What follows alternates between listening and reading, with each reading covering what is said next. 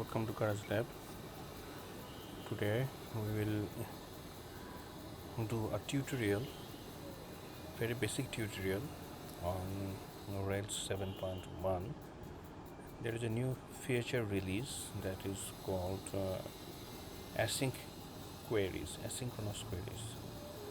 So if you guys know about asynchronous queries, you can share in the comment, and those like me who does not know how async queries work or how we can get benefit, let's stay with us, and we will learn it together how this async queries works. Okay, so here is an article from John Troutman. He write an article, so let's see how we can use it in our system. Okay, so there's some blah blah blah, and we will not go in detail.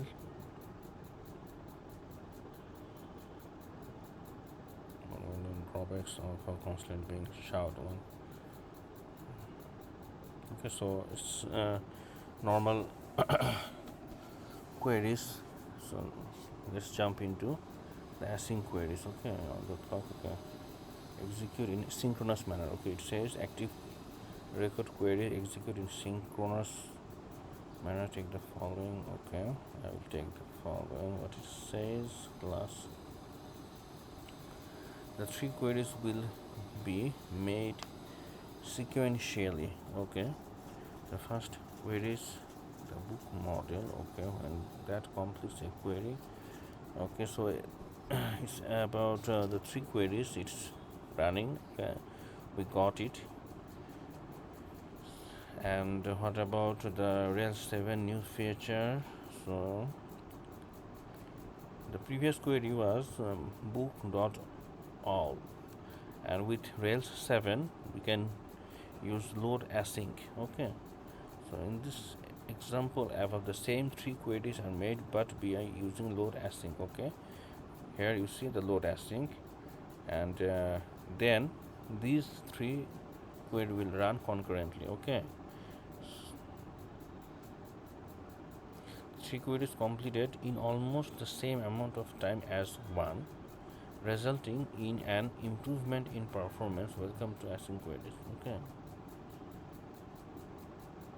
so previously we were running these three queries. Okay, now we are running only these same three queries with the time of one query. Okay, huge improvement definitely. So for this, what is going to be our setup? Okay, what is going to be our setup? Let's see. So in the development environment, synchronous is a new feature, but it is enabled by default, so it's not enabled by default. Okay, so it says to enable it on the par environment. Okay, place the following. Okay, config active record async query executor global thread pool. Okay, what is global thread pool? The global thread pool setting uses a single pool for database queries. Okay, so it's a pool database queries. It is ideal if the application only has one database or only makes queries from one database at a time. Okay, if the application makes use of multiple databases, then it's recommended to change the setting to multi-thread pool. Okay, so the solution is, if we have a single database, then definitely we will use global thread pool, and if we have multiple database in our application, we will use multi-thread pool. I got it. I think like me, you also now clearly understand what it says so far. Okay, next, what is about after setting up the application to use load sync, check the log after executing a query. Okay, so book load is async movie load 42 millisecond db time 1002.3 millisecond. Async post load, it's 0 millisecond db time 989.5 millisecond. Completed 200 okay in 1098 millisecond. Okay, 1098 millisecond. The two log lines, the log lines prefixed with async indicate that they were executed concurrently with book. Okay, async. Okay, so from the log it means that when the book load, this query runs, this movie and post query, they are run asynchronously. Okay, they are executed concurrently with book. The total time of completion is right around 1 second. 1 second, like something more to this 1029 millisecond. Okay, total time not bad. Okay, at least 3 seconds to complete. Okay, so one query run 1 millisecond, so 3 query will run 3 milliseconds. In that case, same query sequentially. Okay, so if we run it sequentially, then it will be 3 seconds. Okay, but it's run in 1 second. Huge improvement. How does this work? Okay, Ruby has threads, which are a means of executing process. Okay, Ruby has threads. By default, the processes are handled in the main thread, meaning the program must wait for one process to finish execution before handling the next process. Okay, in the main thread. And in the other words, the standard sequential performance you see from a Ruby program in an input IO bound application, which is one that makes use of external resources such as a database query and API request. Ruby has a thread class which creates a thread for a process and other parts of the program to continue to run in parallel while awaiting for that process to finish. Okay, once the threaded process completes execution, it is joined into the program. Okay, check out this great guide to learn more about Ruby threads. Okay, that's another discussion of Ruby threads. We will not go to that thread. With the concept of threads in mind, let's go back to load async. Each query made with load async creates a new thread, which then allows the next part of the program to execute while it awaits the result. Okay, so okay, so instead of the main thread, it will create a new thread. Once the query is completed, it is then joined back into the main thread. Okay, so the parallel threads join back to the main thread, thus achieving the increased performance seen in the earlier example. Okay, cool. A few caveats. With the obvious performance enhancements available, you may be wondering if you can just throw load async everywhere. Okay, so let's do load async everywhere. What will happen?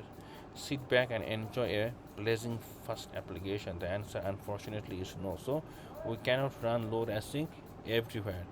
There are a few things to be aware of. Okay, so let's see what we should aware of.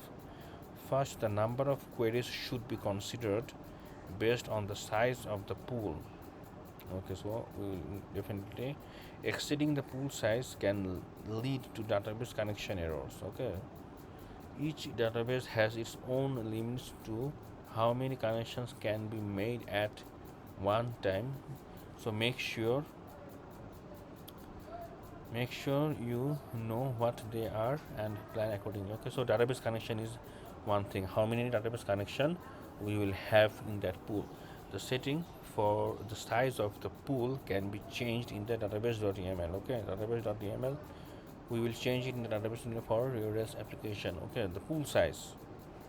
The other thing to consider with using load async is that increasing the number of connections. So one thing is pool connection, and another was number of connections can affect database memory. Okay, if we increase the database connection, we lose the database memory and actually slow down query times if overloaded too much. Okay, this can slow down the application and negate the purpose of using load async to begin with. Be sure not to overdo it and be aware of the number of connections your database is handling at once. So, two things. One is the pool size, another is memory, database memory. Okay, number of connections will decrease the database memory, so we will be aware of it. Okay. So we have learned about the load async, and if we so what the other article says. Other article says that more async queries, pattern matching, and no more auto-closed PRs. Okay, what it says. So this is from Patrick. Okay. So okay, async aggregate and find by queries. Okay, async aggregate. Async support was limited to loading collections. Okay, loading collections, but among the not so fast queries that would benefit from asynchronous, you often find aggregates as well as handcrafted find by SQL queries. We now support the following methods. Okay, so previously we have the find by queries with aggregate and the find by SQL. Okay, so we have these new methods: async count, async sum, async minimum. These are aggregate. Okay, so async comes with the aggregate features also. We have the async count, async sum, async minimum, async maximum, async average, async plug, async pick, async find by SQL, async count by SQL. Okay, cool. So these are the async features and other things not async related. This is good information. I hope you will also find it useful. Another article by Peter Wagner and parallelizing queries with Rails 7's load async. Okay, so one of the features is the load async. This feature allows for multiple active record queries to be executed in parallel, which can be a great tool for speeding up slow queries. Okay, since Rails introduces an entirely new feature infrastructure for load async, skylighting existing integration wasn't capturing all of these queries, but don't worry, the brand new Skylight 1.3 handle. Okay, so this is their product. Okay, Skylight 3, their product, and here also they are showing 3 queries: user, app, invoices, and what happened there. They are displaying that in the view file. It's a very straightforward example, but let's break down how Rails will process it. When it is requested, we will enter the user controller index action, and this will initialize our 3 instance variables, but the queries will not actually be executed until the results are needed. Okay, results are needed. The queries, what it says, note that we are using a custom scope called slow. This simulates a slow query with PG sleep. Okay, like such scope slow. Okay, PG underscore sleep true. Select true from PG sleep. Okay, once Rails begins rendering. Okay, this is just a scope, and so they will measure with the queries. Once Rails begins rendering the view, it will hit the user for loop. We will attempt to force users to an array by calling to a. Where is 2a? What it says actually? Where is 2a? This causes the query to execute synchronously. Okay, main thing is it's going to run the synchronously. Unsurprisingly, okay, so we could try to change things by calling 2a in the controller action instead as such. Okay, here they are using 2a to convert it into an array. Okay, an array response, and now it is showing that it's synchronous. Okay, this will move the work slightly earlier in the process, and okay.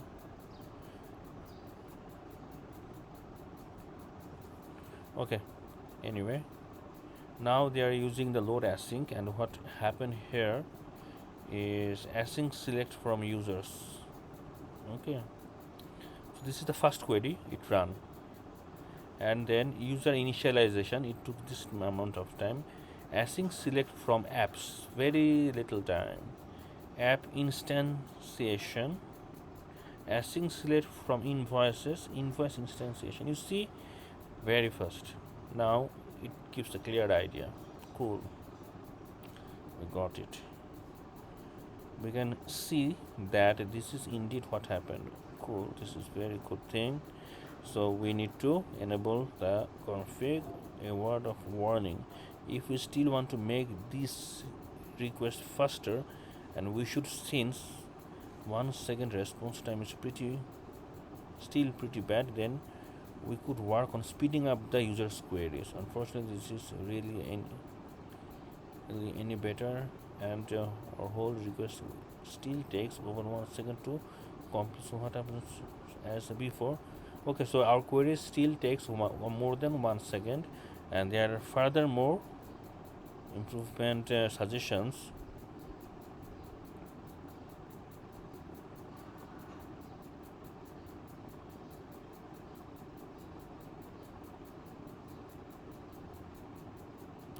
Okay, so what it says? It says that with the load async, we are actually as fast as our slowest query. Okay, however, as we saw in our initial work, we are still running these queries sequentially. Okay, so this is the thing. Now it says that we should consider about, by default, the global executor will run 4 queries simultaneously. Okay, when the pool is full, it will become synchronous. Okay, same as before. Okay, so by default the concurrent queries are 4. Okay, and we can control it with the configuration value config.active_record .global_executor_concurrency, this value to control the concurrent connection. Okay, that's good information. So now jump to another one. It says Rails 7 adds the ability to schedule the query on the background thread pool, because we have Rails has the main thread running, so the other thread pools that it says. Okay, so this controller has 2 queries, these are sequentially. Okay, an active approach to this would be to push the first query to a background thread. Okay, so it's showing a custom way to put it into the thread, then perform the second one. Okay, so here you see they're sending the first one into the thread and then run the second one on the front end. Okay, then perform the second one. Finally, we would wait for the first query to return the result and then go to perform whatever else is needed. Okay, but when we are executing a lot of user code in a background thread which breaks lots of expectations, such as current attributes or active support instrumentation, I think these are 2 issues that we faced with this manual threading. If we were to manage this background processing on our own, we will have to modify how Rails handles thread safety at the controller level. Okay, clearly this hacks. Okay, so this hacks requires JDS support. Okay, and Rails 7 minimizes this with the load_async. Okay, now introduces a method that has to schedule the query to be performed asynchronously from a thread pool. Okay, in background thread head dumps, it performs Okay, it performs the query in a thread pool while the rest of the work is still done on the main thread that takes care of the vast majority of the per thread fiber context problems. Okay, using both in context considerably reduces the risk involved in being thread safe. Okay, so as you understand that we can implement a manual threading, but with the async load or load underscore async, it actually handles the waiting or executing that the thread safe, and it handles the thread safe problems. Okay, that is the benefit we get. Okay, the next one is querying parallel with Rails 7 and load async. Okay, introduces, we got that, something like promise.all to execute several queries in a Node.js app at once. Okay, so it's same as the promise.all that we have in Node.js. This works out to be a fairly similar. Okay, example, I set up an intentionally slow example app executes 4 queries to render a page. Okay, uses can scale database in euro. Okay, without async, this is our query, 4 queries. Okay, result is like first one is 104 millisecond, 197.2 millisecond, and then tweet third one is 206.5 millisecond. User load is 101.0 millisecond. Okay, now let's use load async. Okay, and the result is quite, so the first one is same, the others are decreasing gradually. Okay, others are decreasing gradually, 35% faster. You see, gradually they are decreasing.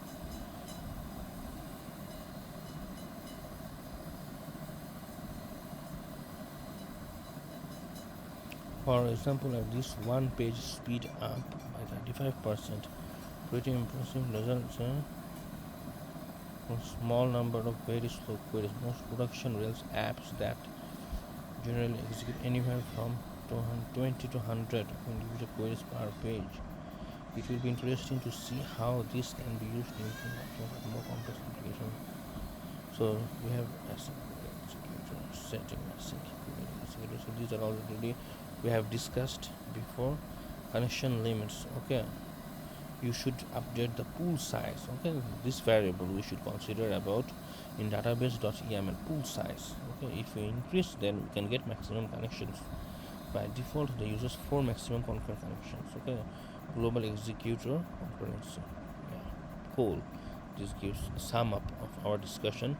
Speeding up Rails 7 controllers actions using active records load async. Okay, controller actions. These are actually increasing controller actions. Putting snippet from the load PR description from Rails repository. The queries are executed synchronously, which most present a huge concern, but as the database grows larger in size, the response time of requests is getting longer. A significant part of the query time is often just input-output waits. Since these two queries are totally independent, ideally you could execute them in parallel, so that assuming that each takes 50 milliseconds, the total query time would be okay. So it will initiate a new thread to execute that. We have already faced the configuration. Yes, we have discussed it. Okay, cool. Here are async query test. There's test. Okay, this is async query test, and so let's try this thing. We are using inline bundle, and for the gem files we are getting active record, benchmark, SQLite3, zip, and colorize. Okay, we are using the active record, logger, and benchmark, active record base, and establish the connection with SQLite3 for a logger, we are implementing a logger. We are creating the databases with the migration and schema file. There is post and categories with title as the column, and these are the models, post and category, and we're seeding the DBs, delete all, and then seeding it with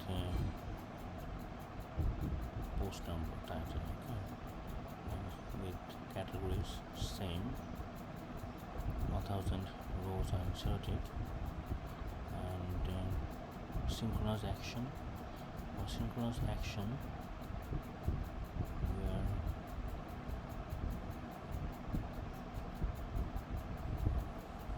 it's the red one, limit, count, categories, starting to enumerate, okay.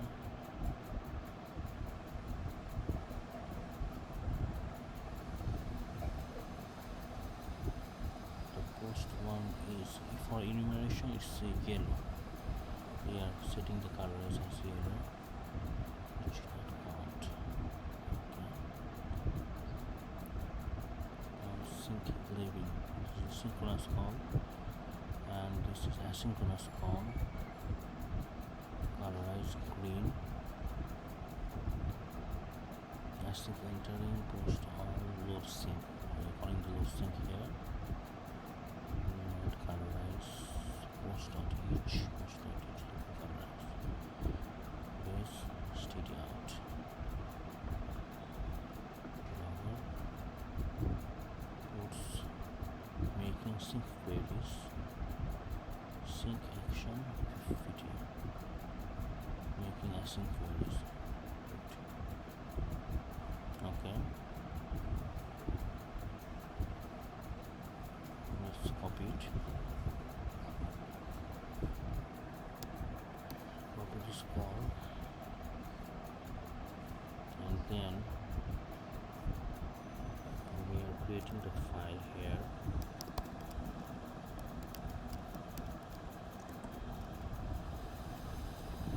Just name sync query, sync query test, query test.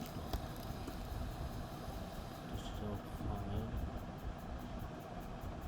not cat.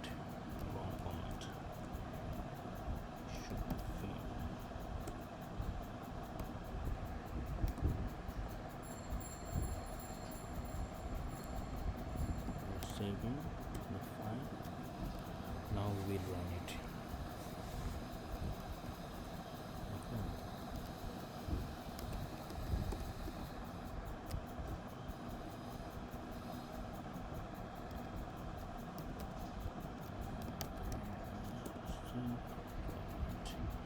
So it's running the function. Running. Let's see what it did output.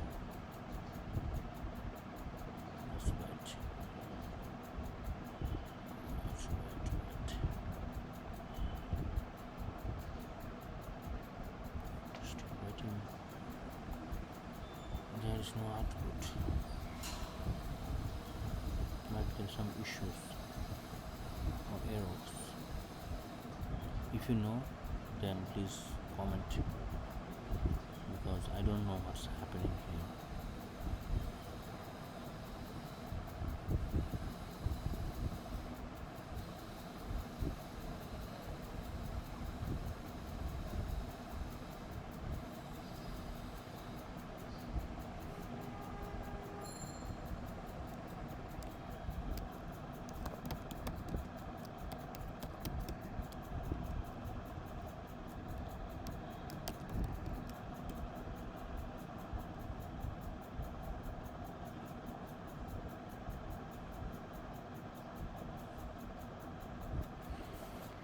Okay, so I don't know how to run it.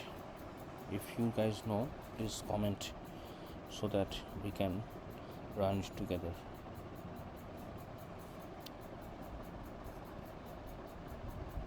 Okay. What this one says.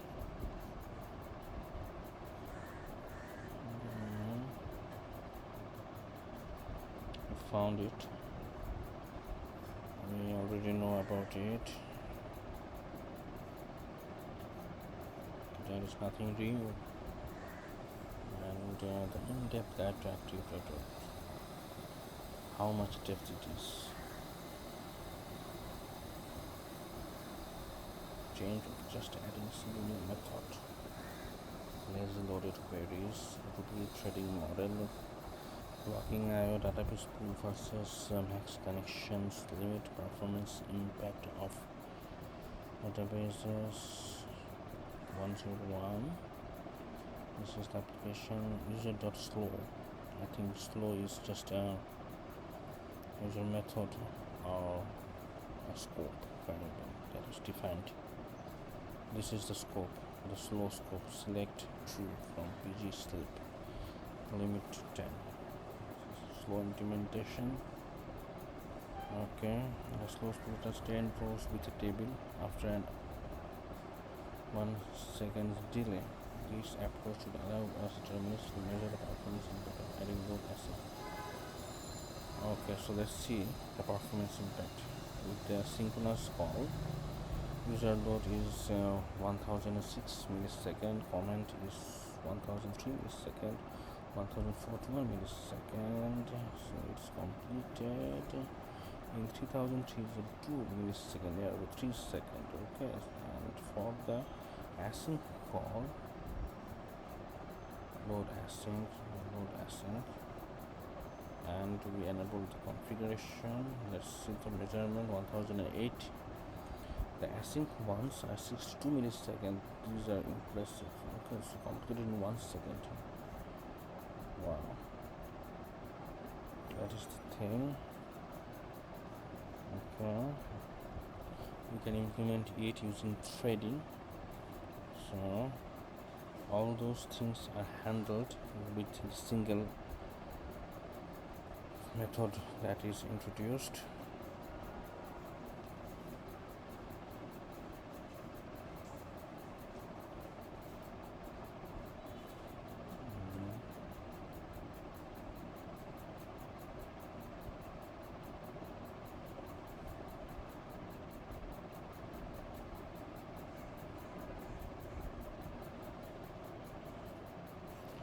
So here actually, okay, lazy loading. Lazy loading queries allows you to many cool features like merging scopes and passing active record query objects around the running the SQL program. Self in the console, make sure to enable active record steady or locking. Run slow. Say single output after a 1 second delay. So it looks like the query did run but did not just tell you it wouldn't. In this case, the rubyonrails is to blame, but it is brings the result of the last command.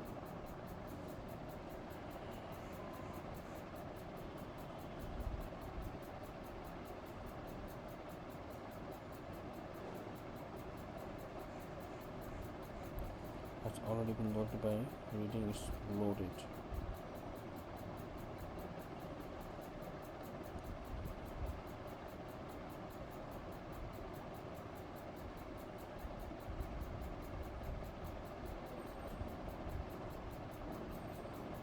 So we are just creating the array to make it eager loaded instead of default Rails behavior of lazy loaded.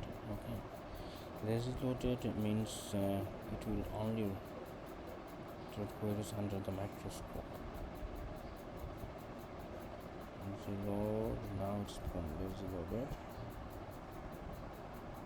Using async reference.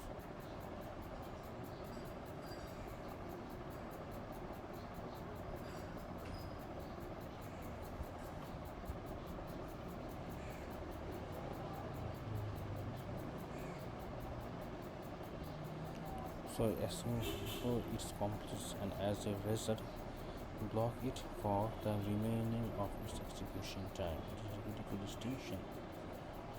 Never lazy loaded, but once familiar calling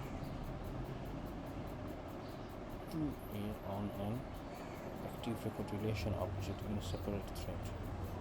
Calling load underscore async always sets a corresponding relation object's loaded parameter to true. So if we call the 2a, what I understand, if we call the 2a, it will actually, from the additional thread, it brings the running thread into the main thread. But if we use load async, it actually calls the or does the same thing with 2a without affecting additional interchange between multiple threading. The PM continue always triggered immediately when called and joined into the main thread when the results are necessary. It means that, so what does load async do is it actually creates the multi-thread immediately and returns it into the main thread when it is necessary. This is the load async does. Okay. Sometimes does not schedule queries in the background. These are the cases. So it might create load async, does not create parallel or asynchronous. The query was fully executed in the background. We just used the result. The query started to be executed in the background. We wait for it to finish. The query wasn't started in the background yet. We execute it in the foreground. Now playing around with APM for the first time, I could not always force queries to run asynchronously. Extracting this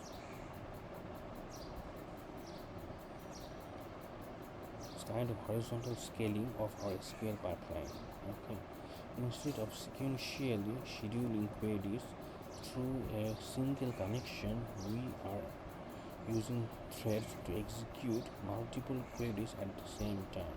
We can illustrate the difference by digging into PostgreSQL PG state activity meta table. State activity, PG state activity meta table. Application name, background start, backend start. Okay. Where state is active and application name bin / rails. The following SQL displays correctly. This is the query we are running, and the PID is, this is the application name, background start, and state is active. Okay, and running the async means there is only one process running and there is 3 processes running. These are the PIDs, background start, state active, as there are 3 queries to 3. This is how we can empirically check the asynchronous queries on more separate database connections. How many database connections are seeing? That is the database connections. Okay, this shows the database connections. Okay, balancing database pool, threads, and max connections for async queries. Things to get a bit, as we discussed before, that we are concerned about pool size and how many threads will be there and how many connections to our database will be there. We can define the pool size in the database email as we've seen before, and if your sidekick worker uses a maximum 25 threads, then the pool value would be at least 25. Otherwise, your process might not be able to connect with the database because of all the connections are busy and the pool limit does not allow spawning none. As a result, so there should be a match between pool size and the thread size. Yeah, that's right. Wondering why you cannot set the pool to some arbitrary high value, shortage of available connections. The answer is that the database itself also has a global limit on how many concurrent clients it can handle. For example, the Heroku Postgre add-on imposes a hard-coded limit of max connections setting per its database plan. AWS RDS gives much more flexibility on configuring the internals of PostgreSQL. It's just one of the reasons why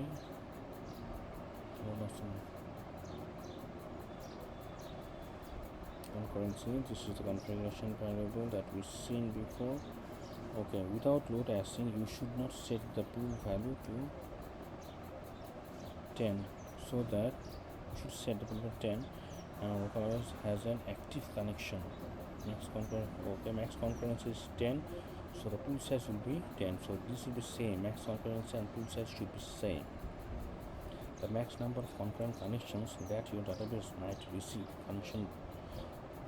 max number of connection might receive is 1 into 10. Why 5 into 8? What is 5 into 8? I don't know. Okay, 8 workers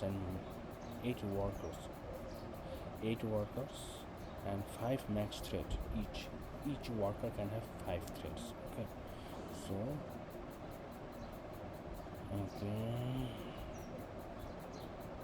50. If you introduce load underscore async with the default global of 4, you will get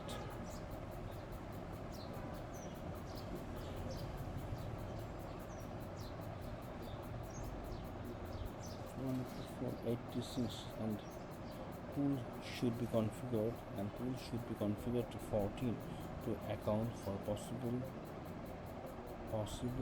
connections from the sidekick process. So you can see that by just enabling the new API, we almost double the potential number of maximum content type clients. Hope that your client Heroku client is ready for that. But it also means that each process can schedule max 4 asynchronous queries simultaneously. So if you try to parallelize 3 SQL queries inside your bottleneck web endpoint, you have already exhausted 3 out of 4 connections available for load async, and that's just 1 out of 5 too much threads. We are using a limit of 4 async.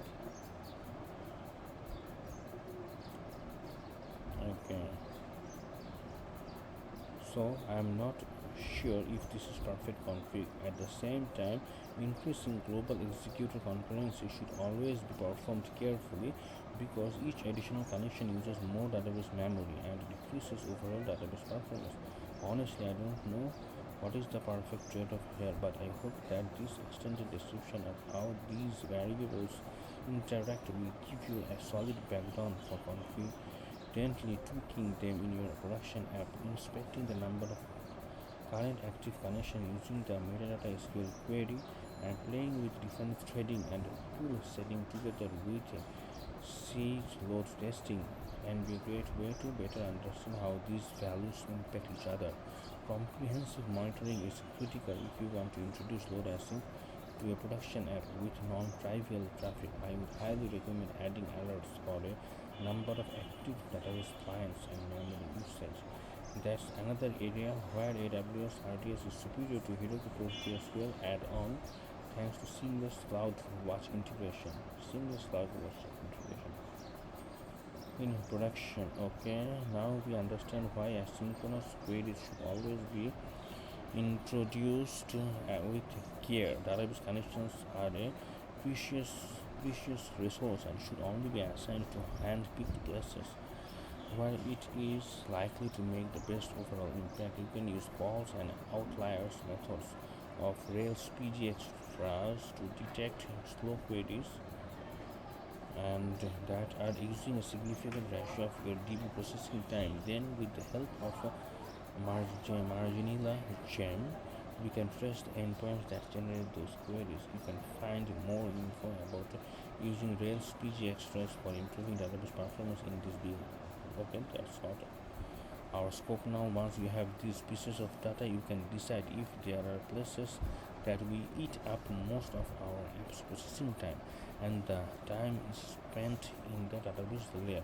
In that case, it's possible that slow queries could be parallelized and result in a significant overall improvement.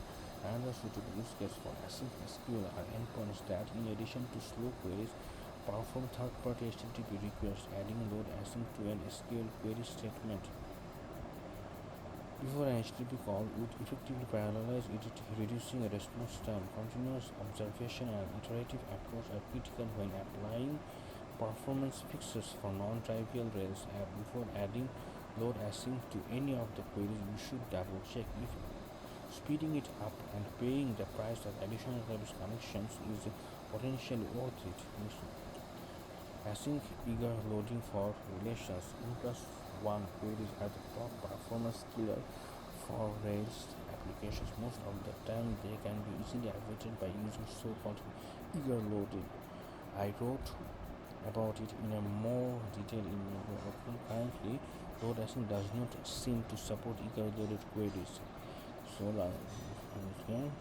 slow includes eager load includes sleep to produces async.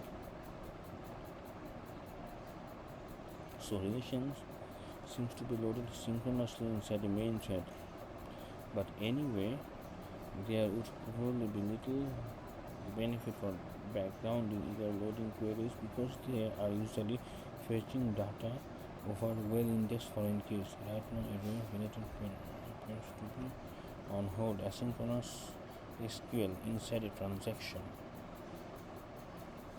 If we try to run async query inside a transaction, it would fall back to synchronous execution. Okay, synchronous produces transaction. You have to remember that the infamous active record callback methods are always implicitly wrapped in a database transaction. It means that asynchronous queries would never work there. Okay, so another non-obvious context where all the calls are wrapped in a transaction is a Rails console sandbox mode. Running sandbox spawns a new console process and all the database changes are rolled back on exit. So you have to remember that it's impossible to test load async inside a sandbox mode. Okay. It is possible to wrap SQL queries into a synchronous thread and add parallelism to database connections, but solutions are a highly probable source of sneaky bugs. The new built-in way for scheduling async queries comes with additional thread safety, and data consistency guarantees. I believe that if used with care, load async has potential to significantly improve many typical performance bottlenecks. I will try to depth enough research to how load async API works, include all the relevant info, but given its newness and complexity, I am sure new interesting facts that starting popping up once it becomes more widely adopted in production environments. I am planning to keep this guide up to date, so please more accurate. Okay, so I think this is actually very much helpful, and using this so far guidance we have learned how load async works, and I am confident that with me you guys also learn load async. So thanks with your support. Stay with GarazLab. We'll come next time. Bye.